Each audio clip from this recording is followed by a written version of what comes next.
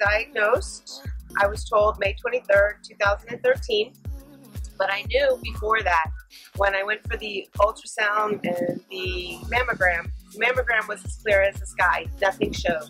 But due to having my sister, they said to go back and have an ultrasound and the MRI done.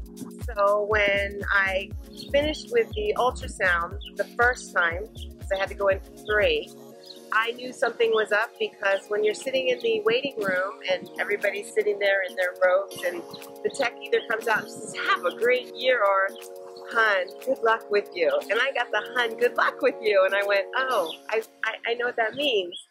So when I was called back in, they had me on the table and they said, "We need to do this now." And I said, no. I came back with my sister, and I was already at stage 3. Within a year from having a biopsy to that, it went from supposedly nothing to stage 3.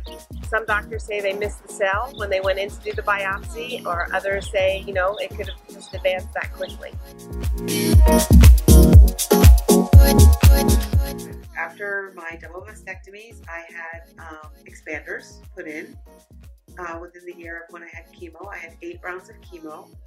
My chemo had to be suspended for almost 7 weeks after October, so my treatment was delayed. With that, I am fortunate that I only had chemo. I didn't have radiation. They thought I was going to have radiation, but then they said that, you know, because I tested hormone positive. I need to be on medication, so it's not radiation. So now for the next 10 years, I am on tamoxifen and baby aspirin, and every once in a while they put me on steroids. Sometimes they put me on antibiotic. Like once I had lymphedema in my leg, so which I didn't know, I have to go on antibiotics. But it's a daily struggle, and there's a lot of side effects with the tamoxifen. A lot of bone pain.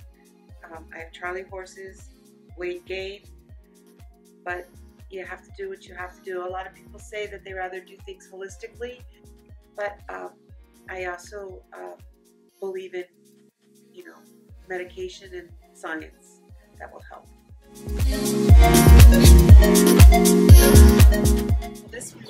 This part is, there was a lot of loose skin, so I need to avoid that. But from here down is when they cut into me, and they went around to, for the first mastectomy, when they had to take everything, they took everything away. And then this one, the scar is that one. So that's what those scars are from.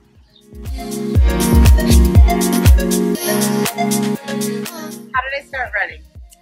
I saw a parent at school one year, and she had this huge medal, and I asked her, "Where did you get that medal?" She said, "Well, I just ran the Disney Marathon." And I told myself to tell anybody else that I'm going to train for a marathon. And within 6 weeks, I had signed up with the Leukemia and Lymphoma Society, ironically enough, and I trained, and I ran my first marathon was the Disney Princess in 2009, and I've been running ever since. I had my running friends who were the most really important aspects of helping me get through this. They never treated me any different. I'll never forget, we were in Disney. It was right before one of my last treatments, and one of the people in my run group was running, and we were out to dinner, and I had my tray sitting there. I think we were at Panera's or somewhere, and I was sitting there, and everybody in the group turned around to me and said, "What, do you think you have cancer? You can't take away your own trash?" So they never treated me, and they made jokes about it, and not jokes in demeaning ways, but jokes to put you back in reality. You know, like, yeah, you have cancer, so what? You're still able to walk, you're still able to go do this.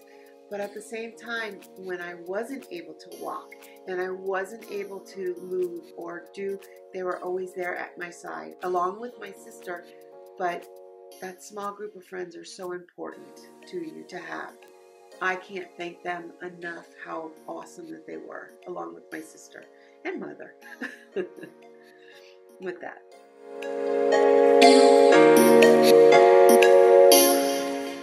Where to now?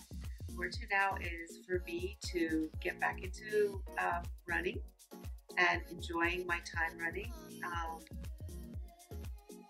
Just traveling,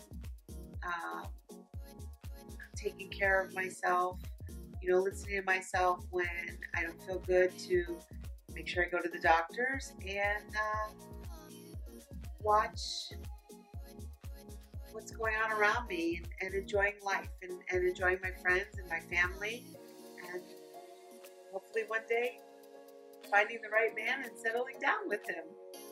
That's where to now.